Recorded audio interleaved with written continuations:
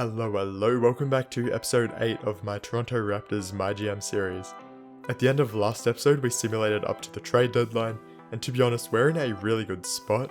We're sitting at the 8th seed with a solid record of 29 wins and 26 losses, and I thought this would be a good opportunity to take a step back from all the madness of the season and just see how our players are performing individually. Now the way we're going to be doing this is by giving each player a mid-season grade, and what better way to start off for arguably our best player in Shai Gilgeous-Alexander, who gets an A. He's averaging 25.5 points per game on 54% from the field, almost 40% from 3, and 83% from the free throw line. In addition to that, he's dishing out 7 assists, 5 rebounds, a steal, and 0.6 blocks per game. He's shown that he was ready to take that next step, and we'll be looking for an even heavier role for him next year. Scottie Barnes is by all means having a really good year as a rookie, which is why I'm giving him a B+. He's averaging around 15, 7, and 5 with 1.2 steals and 0.6 blocks, despite awful shooting splits. We knew his shooting was going to be an issue, and it'll be a big topic for us during the off-season.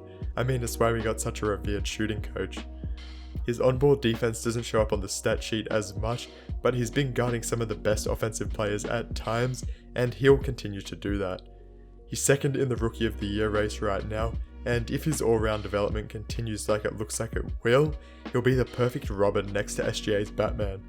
Coming into such a different team this year, we needed someone who could go get a bucket when we needed one, and Caris LeVert has been that guy. He's getting a B+ since he's been able to score very efficiently, averaging 20.3 points per game on 50, 40, 78 splits. He hasn't really suffered any major injuries this year, which is really good for him and I'm extremely happy with, and he's definitely going to be one of our go-to guys in the playoffs, if we do make it there of course. Boucher is getting a B because he's done essentially what he needs to do off the bench with limited minutes. He's out there getting some points, shooting efficiently, and mainly getting rebounds and blocks, which is all we really want him to do. He's expressed some frustration with his role on the team, which does worry me, mainly because we do have to pay him this offseason if we want to keep him, and another team might be willing to offer him more money. Next up is OG Anunoby, and I honestly wanted him to be a lot higher than a B-, which he's getting, but he's just been a bit confusing for me. Now maybe I'm being a bit harsh, but he's just having trouble with putting the ball in the net. He's only averaging 11.2 points per game, and I think it's honestly our issue. I think this comes down to his shot tendency, which is sitting at a 65. I didn't realize this either, but his minutes are down from last year as well, and we're going to up those as soon as possible. I mean, the reason he's getting a B- here is that his defense is just top notch. He's guarding the best wing players consistently, and he's going to keep doing that pretty much every night. He's going to be guarding your Lukas, your Giannis's, your Kawhis. He's just that guy who can defend pretty much anyone, but we really want him to adopt more capacity on the scoring side, and I'm just hoping he can make that jump eventually. Now there can only be so much ball to go around on the team, and Buddy Hield is someone who's been hit really hard by this, and I mean it's not really his fault. I'm giving him a C+ because he still managed to shoot fairly efficiently, hitting almost 40% on 6 3-point attempts a game.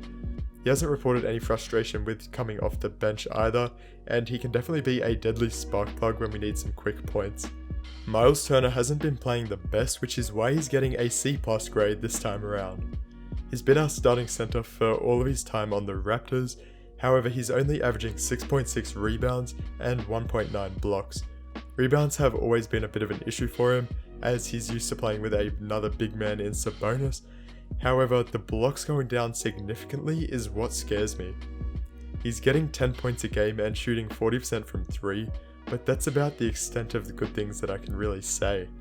I'm hoping that he breaks out of this slump because I really do like his ability to stretch the floor in addition to getting a ton of blocks. Now Precious Achiuwa also grabs a C+ since he's able to come off the bench and provide some scrappy minutes at the 4 or the 5. He's been able to get on the floor and just get some hustle rebounds, however his free throw definitely needs some work. Khem Birch is more or less doing exactly what Precious is doing, so he's getting a C+ as well. I'd be inclined to say that we only need one of these two guys who do artificially the same thing, meaning we could start looking for offers on either one really. I'm not sure who that would be yet, but like I mentioned last episode, bringing in a veteran point guard could be a really good shout. Yuta Watanbe has only been getting 12 minutes per game, but he's been performing pretty average through that time on the floor. Not much else to really say about him other than just giving him a flat C grade. Finally, Darius Miller and Quinn Cook are both getting C grades as well. They've just been average in their time on the floor, and for some free agents that we got to fill minor gaps in the roster, I think they did a good job. Honestly, I might have been a tad bit harsh with some of our grades, but I think that just gives us some room to improve. We've still got 40 odd games until the end of the season, so I think it's just a matter of making sure that our guys are as well prepared heading into the playoffs as they can be. And look, we don't even have a secured playoff seed yet. We could just as easily drop out of the race entirely, and I don't know. It's a mixed bag of marbles, really.